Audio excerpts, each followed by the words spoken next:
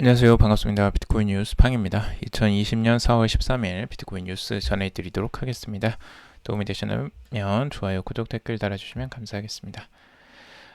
금일 뉴스 브리핑 먼저 해드리도록 하겠습니다. 우선 비트코인에 대한 현실적인 시나리오라는 내용, 그리고 비트코인의 전망에 대해서 지금 트레이딩 샷이 분석을 했는데요.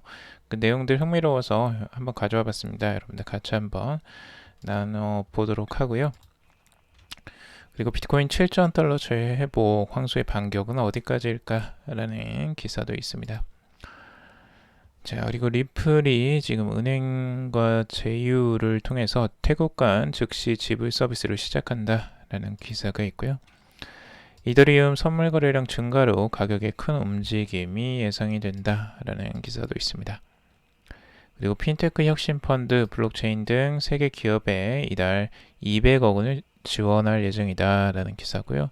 4년간 3천억 원을 투입할 예정이라는 기사가 있습니다. 그리고 시총 168조 CRM의 절대 강자 세일즈포스가 블록체인 기술을 활용한다라는 소식이 있습니다. 레이달리오 가치 조정 수단으로 현금이 부적절하다, 비트코인도 비효율적이다라는 기사가 있고요. 그리고 코인텔레그래프에서 코로나 바이러스로 인해 블록체인 생태계 전반에 영향을 미쳤다라는 기사도 있습니다. 프랑스 금융당국에서 암호화폐 명확한 분류가 어렵다라고 하면서 시기장조라는 기사도 나오고 있습니다. 자, 우선 첫 번째 기사부터 전해 드리도록 하겠습니다. 투자에 관련된 정보들은 참고사항일 뿐이고 조언이 아니니 투자하실 때 여러분들 스스로 꼭 판단하시고 결정하시길 바라겠습니다. 자, 그러면 우선 지금 트레이딩 샷의 분석 같이 한번 보도록 하겠습니다. 트레이딩 샷은 이 과거에 이 저점을 찍었던 이 패턴과 현재 패턴을 동일하게 지금 놓고 보고 있는데요. 동일한 패턴으로 이제 보는 이유는 이때 이제 50일 이동평균선에 이제 저항을 맞고 떨어졌을 때 그때 하락폭이 이제 50% 정도가 나왔다는 거죠. 근데 여기서도 이제 꽤 하락폭이 많이 나왔고 47.98% 정도가 이제 하락을 하면서 거의 50% 가까이 이제 하락을 했다라고 보고 있습니다. 자, 그리고 이제 저점을 통해서 지금 이제 반등세가 나오고 있는데 지금 현재 이 구간, 이 저점에서 가격을 모아가는 형태로 컨솔리데이션 페이즈라고 이제 나와 있는데요. 지금 그 패턴이 똑같이 나오고 있다라고 보고 있습니다. 그래서 지금 이 순간에 지금 이 반등이 저점을 찍고 나오는 순간에서 50일 이동평균선에서 이제 저항을 맞고 다시 떨어지는 흐름들이 나오게 되는데 지금도 똑같이 저항을 맞고 지금 떨어지는 흐름들이 나오고 있다는 거죠. 자, 그래서 과거처럼 다시 한번 저점을 확인하는 테스트 단계가 나올 수 있다라고 보고 있는 거고, 그 시점이 이 피보나치 되돌림으로 봤을 때 0.786 구간이었다라고 보고 있는 거죠. 과거에는 이 0.786 구간에서 이제 다시 한번 지지를 받고 올라오는, 저점을 다시 한번 테스트하고 올라오는 형태가 있었고, 그때 이제 고점을 뚫고 올라오면서 본격적인 상승세가 나왔었죠. 자, 그래서 이제 그 패턴이 다시 한번 반복되지 않을까 해서 지금 이 피보나치 되돌림의 0.786 구간인 5,450달러 선 정도가 지지선이 되지 않겠느냐라고 바라보고 있습니다. 그래서 다시 한번 이 저점을 테스트하는 구간에 들어갈 것으로 예상을 하고 있고, 이 구간이 이제 5,450달러 선이라고 보고 있는 거죠. 그래서 여기를 테스트하고 다시 한번 반등하는 흐름들이 과거처럼 이런 형태가 나오지 않겠느냐. 결국에는 이 시간이 꽤 걸릴 것으로 지금 보고 있는데, 과거에도 한 105일 정도가 저점을 찍고 회복하는 그 시기까지가 105일 정도가 걸렸는데, 지금도 이제 그 패턴으로 가자면 105일 정도가 걸리지 않겠느냐라고 분석을 하고 있어요. 그래서 시기는 지금 이제 한 5월 정도, 5월 말 정도까지 이런 형태가 나올 가능성들을 열어놓고 보고 있습니다. 그리고 LMACD로 봤을 때에도 지금 페이스가 과거에 이렇게 이제 교차하면서 다시 한번 하락하는 흐름들 나왔던 패턴하고 비슷하다라고 보고 있습니다.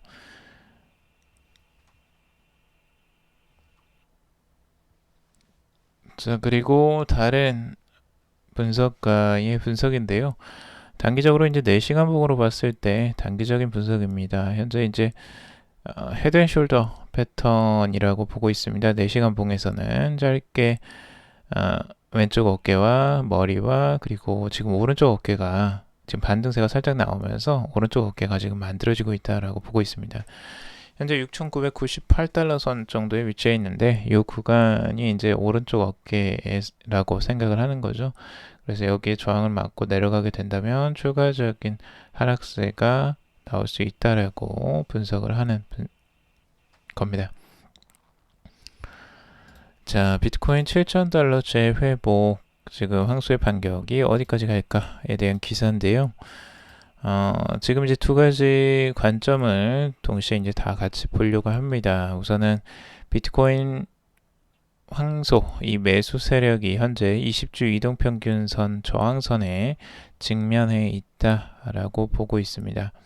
만약 이제 황소들이 7,700달러 선 위로 가격을 올릴 수 있다면 50주 단순 이동평균을 향한 랠리가 가능하다라고 긍정적으로 보고 있고, 만약 이 수준마저 넘으면 1,500달러 저항 영역까지 가격을 밀어 올릴 수 있다라고 보고 있습니다.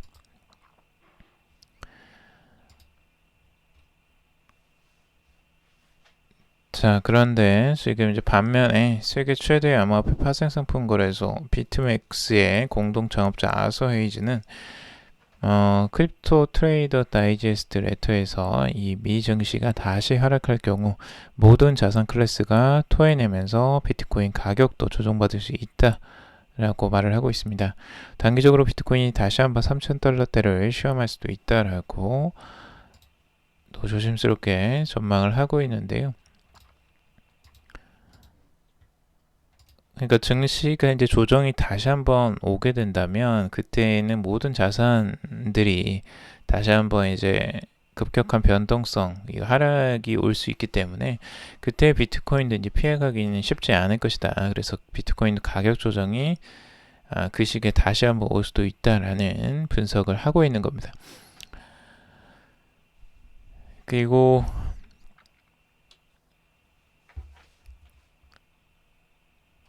리플 소식인데요. 이 리플이 은행 제휴 태우간 즉시 지불 서비스를 시작을 했다라고 하는데, 디지털 송금 서비스 아지무가 태국에서 가장 오래된 은행 시암 상업은행 SCB와 제휴해서 리플의 글로벌 결제 네트워크 리플렛을 통한 유럽, 태국 해외 결제 서비스를 시작한다고 밝혔습니다. 지난 9일 발표에 따르면 해당 솔루션은 기존에 비싸고 신뢰할 수 없는 글로벌 결제 지불 문제를 해결하는 것을 목표로 삼고, 이 전통적 플랫폼에 비해서 유럽에서 태국으로 송금하는데 걸리는 시간이 1분도 걸리지 않을 것이라고 전하고 있습니다. 기존의 이제 전통적인 플랫폼은 유럽, 태국 간의 송금에 거의 하루 이상 소요가 되지만 아지모는 파운드와 유로를 태국의 비트로 거의 즉시 전송할 수 있다라고 이야기를 하고 있습니다. 아지모의 공동 창업자 겸 회장인 마이클 켄트에 따르면 많은 국가들이 이런 종류의 즉시 지불 솔루션을 활용하고 있다라고 강조를 하고 있습니다. 그는 태국의 최대 은행과의 파트너십을 통해서 24시간에서 평균 22초로 결제 시간을 단축했다라고 밝히면서, 이는 유럽 내에서 다른 사람에게 보내는 시간보다 태국으로 보낸 시간이 더 빨라진 것을 의미한다라고 이야기를 하고 있습니다. 월드뱅크의 수치에 따르면 태국은 세계적인 주요 송금지 중의 하나로 매년 약 67억 달러를 주고받지만 해당 송금을 위해 가장 비싼 금액을 지불하는 것으로 알려지고 있습니다. 이번 파트너십은 아지모가 필리핀으로 확장하는 것의 일환으로 리플렛의 온 디맨드 리퀴드 서비스를 시작한 직후에 이루어졌다라고 하고 있습니다. 해당 서비스는 앞으로 몇 달 동안 다른 국가에서도 출시될 예정이라고 합니다. 이제 송금 속도가 이제 훨씬 더 빨라지고 편의성이 높아지면서 이제 사용자들이 늘어나는 게 여기서 좀 관건일 것 같은데, 이걸 이제 어떻게 홍보하고 확산을 시키느냐가 리플에도 중요한 요소가 될 것 같습니다. 자, 그리고 이더리움 선물 거래량 증가로 가격에 큰 움직임이 예상이 된다라는 기사인데요. 지금 암호화폐 거대 플랫폼인 비트파이넥스의 이더리움이 전체 이더리움 공급량의 1.8%를 차지한다고 합니다. 지난 24시간 동안 25만 개 이상의 이더가 추가되었다라고 하고 있는데요. 지금 이 비트파이넥스 거래소에서 꽤 많은 이 선물 포지션이 지금 나타나고 있는 것으로 보이고 있습니다. 보통 이제 마진 거래에서 포지션은 항상 공개되어 있어서 이 한쪽 포지션이 많아지면 반대로 곧바로 다른 포지션에 대한 매수세가 이어지는 게 이제 보통인데요. 지금 비트파이넥스 거래소는 최대 3.3배의 레버리지를 제공하고 있고 현재 유독 비트파이넥스의 이더리움의 선물에 대한 매수 포지셔닝이 많고 있다고 하는데 이 이유에 대해서 명확히 설명은 되지 않고 있지만 조만간 이더리움의 가격이 큰 폭으로 움직일 가능성이 크다는 게 전문가들의 분석입니다. 한쪽으로 너무 쏠리면서 변동성이 커질 가능성들이 있다라고 지금 전망을 하고 있습니다. 그래서 뭐 상승세를 논하는 쪽도 있고 지금 하락 쪽을 논하는 쪽도 있는데 우선은 상승이든 하락이든 한쪽으로 지금 크게 쏠릴 가능성들을 지금 이 선물 거래에서 움직임을 예상하고 있다는 기사입니다. 자, 그리고 핀테크 혁신펀드, 블록체인 등 세계 기업에 이달 200억 지원을 한다라는 기사인데요. 핀테크 혁신펀드가 이번에 사태로 투자 유치에 어려움을 겪고 있는 핀테크 기업에 대한 지원에 나선다고 합니다. 금융위원회는 핀테크 혁신펀드가 이달 블록체인, 빅테크, 해외 소재 금융 플랫폼 등 핀테크 3개사에 총 200억 원 규모의 투자를 최초로 집행한다라고 밝혔습니다. 또한 올해 추가로 175억 원 이상의 자금을 추가로 공급할 계획이라고 하는데요. 이 핀테크 혁신 펀드는 지난해 12월 은행권과 금융유경기관이 핀테크 기업을 지원하기 위해 조성한 민간 주도의 펀드입니다. KB국민은행, NH농협은행, 신한은행, 우리은행, 하나은행 등 주요 금융기업과 이 지방은행, 은행원 청년창업재단, 코스콤 등이 참여를 했다고 합니다. 혁신펀드는 올해부터 2023년까지 총 3천억 원을 조성해서 혁신적 핀테크 기업에 집중 투자할 계획이고 이 창업 5년 이내 초기 핀테크 스타트업 투자와 초기 이후에 스케일업, 그러니까 규모를 확대하는 과정 말하죠. 이 해외 진출 지원으로 구분해서 각각 1,500억 원을 투입한다라고 하고 있습니다. 향후 자금 운영 추이와 시장 수요를 파악해서 6년간 5천억 원으로 규모를 확대할 예정이라고 하고 있습니다. 펀드는 핀테크 기업에 올해 총 855억 원 이상의 자금을 투입한다라고 하고 있는데요. 창업 초기 투자는 480억 원 이상의 자펀드를 만들어 3년의 투자 기간 중 순차적으로 투자 대상 기업을 물색해서 투자에 나선다고 합니다. 스케일업 해외 투자는 연내에 375억 원 이상을 투자한다고 합니다.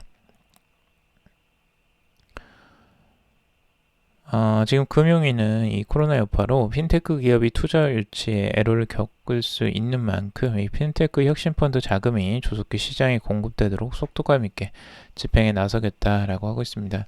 핀테크 기업의 초기 사업 모델 수립과 안정적 스케일업을 위해 핀테크 기업과 기존 금융회사 간 연계 사업도 지원하겠다라고 하고 있는데요. 여기에는 물론 이제 블록체인 관련된 사업들도 같이 다 들어가 있는 부분입니다. 그래서 이 공적연금이랑 이 사적인 투자들이 이제 시장 투자 자금이 같이 들어가게 되고 이런 펀드들이 이제 적극적으로 들어가게 된다면 국내 핀테크 산업에도 발전에도 이제 도움이 될 것으로 보여집니다. 자, 시총 168조의 기업 세일즈포스가 이 블록체인 기술을 활용한다라는 기사입니다. 전 세계 최대 규모의 CRM 기업인 세일즈포스가 중앙 집중화된 데이터의 의존도를 낮추기 위해서 블록체인 기술을 활용한다라고 합니다. 이 CRM이라는 거는 이 커스터머 릴레이션십 매니지먼트의 약자로서 이제 고객 관계 관리를 말합니다. 9일날 이 리션이라는 회사가 이 블로그를 통해서 세일즈포스 CRM 플랫폼에 리션이 통합되었다라고 하고 있습니다. 리션은 CRM 플랫폼을 통해서 우리 기술에 쉽게 접근할 수 있게 되었으며 리션이 추가적인 성장 동력을 얻게 될 기회라고 전하고 있습니다. 작은 기업부터 이제 포춘 500대 기업에 이르는 모든 세일즈포스 사용자는 리션의 앱온 세일즈포스 클라우드 시스템을 사용해서 기밀이 유지되고 변조되지 않은 방식으로 중요한 정보를 쉽게 기록하고 인증하며 보호할 수 있는 권한을 갖게 될 것이다 라고 리션은 설명했습니다. 그리고 리션은 이제 테스트넷과 이 메인넷은 현재 코드 업데이트와 테스트가 진행되고 있고 리션이 지난 2월 마이크로소프트 에조와의 통합을 또 발표하기도 했습니다. 지금 이 세일즈포스도 이제 블록체인 기술을 이제 활용을 직접적으로 하게 되는 상황이고요. 이 세일즈포스는 1999년에 설립되었다라고 하고 있고 뉴욕 증권거래소에 지금 상장이 되어 있습니다. 시가총액이 1383억 2천만 달러, 하나로는 168조 1000억 원 수준입니다. 어마어마한 수준이죠. 웬만한 우리나라 대기업을 다 뛰어넘는 시가총액을 가지고 있는 어마어마한 기업입니다.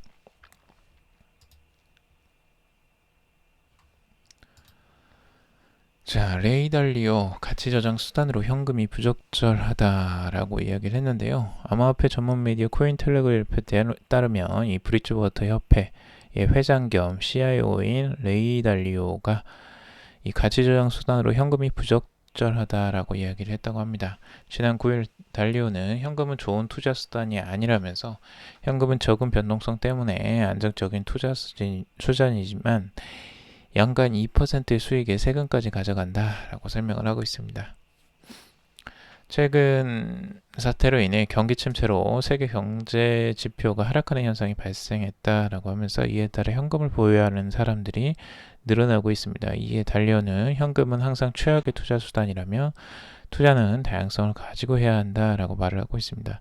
반면에 비트코인에 대해서는 언급을 하지 않았는데 과거에 이제 비트코인에 대해서 언급했던 부분을 이야기하고 있는데요. 비트코인은 과도한 변동성 때문에 가치 저장 수단으로서 부적절하다라고 말한 바가 있다고 합니다. 돈은 교환과 부의 축적이라는 두 가지 기능을 한다라고 하면서 비트코인은 두 가지 경우 모두에 효율적이지 않다라고 이야기를 하고 있습니다. 그러니요, 중앙은행과 같은 곳들은 비트코인보다 금을 선택할 확률이 높다라는 견해를 밝혔고 반면 페이스북의 리브라에 대해서는 유망한 선택지라고 강조를 하고 있습니다. 그래서 리브라는 괜찮은데 이 비트코인에 대해서는 부정적인 의견을 갖고 있는 레이 달리오네요. 아무래도 이제 레이 달리오는 과거에 지금 그 안전자산으로 읽혀졌던 이 금을 조금 더 비중 있게 다루고 있는 내용이라고 할 수 있겠죠. 현금보다는 비트코인보다는 이제 금을 선호하는 레이 달리오입니다. 자, 그리고 지금 현재 코인텔레그래프에서 이 코로나 바이러스로 인해서 블록체인 생태계 전반에 영향을 미치고 있다라는 기사인데요. 최근에 이제 대부분의 미덕과 컨퍼런스들이 연기되거나 취소가 되고 있습니다. 중국의 최고 장비 생산업체는 운영을 중단을 하기도 했고요. 반면에 디지털화를 위한 비즈니스를 하는 기업들은 새로운 기회를 또 얻게 되었다라는 기사입니다.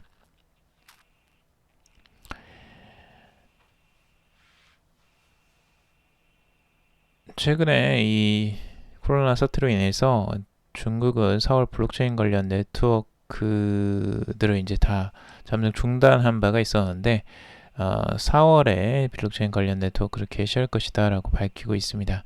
중국 최고 회사들은 공장을 또 재가동을 시켰고요. 반면에 러시아는 암호화폐 법안 채택을 무기한 연기를 했습니다. 러시아의 블록체인 개발 예산은 반으로 줄어들었고 뉴욕의 대부분의 블록체인 기업들은 회사를 폐쇄를 했다라고 하고 있습니다. 그러니까 중국은 이미 한번 이걸 지나치면서 조금 더 이제 상황이 나아지면서 네트워크 개선이나 이제 공장 재가동을 준비 중에 있는데 미국은 이제 지금도 확산 일로에 있기 때문에 이런 부분들이 산업에 영향을 미치고 있는 것으로 보입니다. 블록체인과 관련된 회사들의 규모 축소는 계속될 것으로 보이고 코로나 바이러스로 인해서 경제적 어려움을 피해갈 수 없는 모양새라고 하고 있습니다.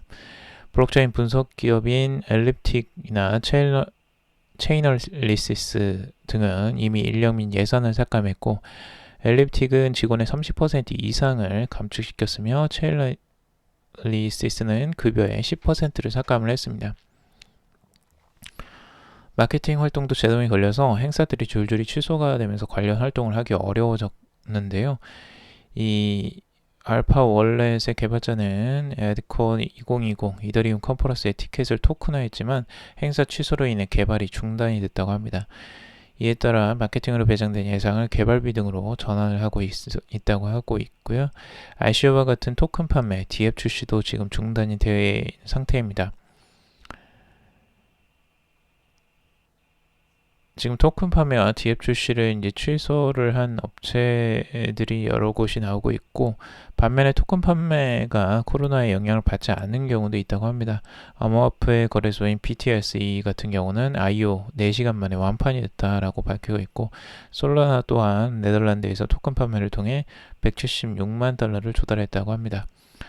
코로나19로 인한 사회적 거리두기가 강화되면서 디지털화를 주도하는 기업들은 일부 수혜를 누리게 됐고 비대면 서비스 등의 블록체인 적용이 빠르게 늘어났기 때문이라고 보고 있습니다.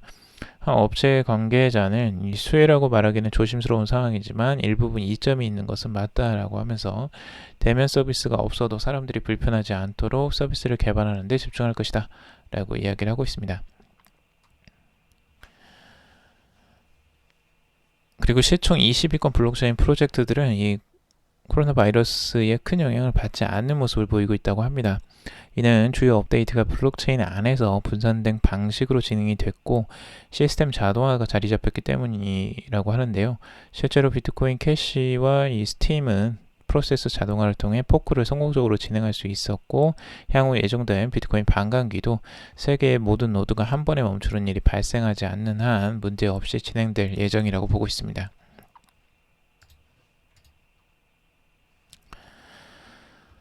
자, 프랑스 금융당국이 암호화폐의 명확한 분류가 어렵다라고 이야기를 하고 있는데요. 유럽연합이 암호화폐 분류 작업을 진행 중인 가운데 프랑스가 현 시점에서 암호화폐를 명확히 분류하는 것은 어렵다는 입장을 밝혔습니다. 유럽연합위원회는 지난해 12월 19일부터 지난 3월 19일까지 범유럽 암호화폐 시장 체계를 수립하기 위한 공개 협의 작업에 착수를 했습니다. 이는 암호화폐를 명확히 분류하고 암호화폐와 블록체인 기술의 잠재적인 활용 사례를 밝혀서 유럽의 디지털 금융을 촉진하는 것을 목적으로 진행이 되었습니다. 프랑스 주요 금융당국인 시장규제위원회는 지난달 마무리된 공개 협의에 대해 공식 입장을 발표하고 몇 가지 제안사항을 제시를 했습니다. 암호화폐를 암호화 기술을 사용하는 분산 원장상의 디지털 자산으로 정의하고 있는 프랑스는 암호화폐 분류 체계를 수립하는 것이 시기상조라고 판단을 했습니다. 위원회 대변인은 지금 암호화폐를 명확히 분류하는 것은 시기상 적절하지 않다라고 보고 있고 실체적인 피드백을 받은 후에야 유틸리티 토큰, 증권 토큰, 결제 토큰, 스테이블 코인 등의 분류가 적합한지 확인할 수 있을 것이다 라고 설명을 하고 있습니다. 그러니까 명확하게 지금 이제 이거 기준을 지금 분류하는 게 지금 현재상으로는 좀 어렵다는 입장인 거죠. 그래서 앞으로 이게 조금 더 진행이 되는 상황들을 봐야 될 것 같고 실제적으로 시장의 피드백들도 당연히 필요해 보입니다. 그래서 이게 그냥 머리만 맞대고 테이블에서 그냥 결정한 사항이 아니고 실제적인 산업의 변화나 그리고 지금 개발되는 상황들을 다 고려를 해봐야 되는 입장인 거죠. 그래서 조금 더 이제 신중하게 결정을 하려고 하는 것 같은데 이 부분은 맞다고 봅니다. 실제적으로 암호화폐에 대한 명확한 분류들도 지금 기존의 분류 방식으로 분류를 할 수 있을지, 아니면 또 기술이 혁신이 일어나면서 새로운 분류 방식이 완전히 도입이 되어야 될 수도 있기 때문에 이 부분은 좀 조심스럽게 접근을 하는 것으로 볼 수가 있겠습니다. 자, 오늘 여기까지 정리를 해봤습니다. 여러분들 도움이 되셨길 바라고요. 도움이 되셨다면 좋아요, 구독, 댓글 달아주시면 감사하겠습니다. 투자에 관련된 정보들은 참고사항일 뿐이고 조언이 아니니 투자하실 때 여러분들 스스로 판단하시고 결정하시길 바라겠습니다. 금일도 방송 들어주셔서 정말 감사합니다.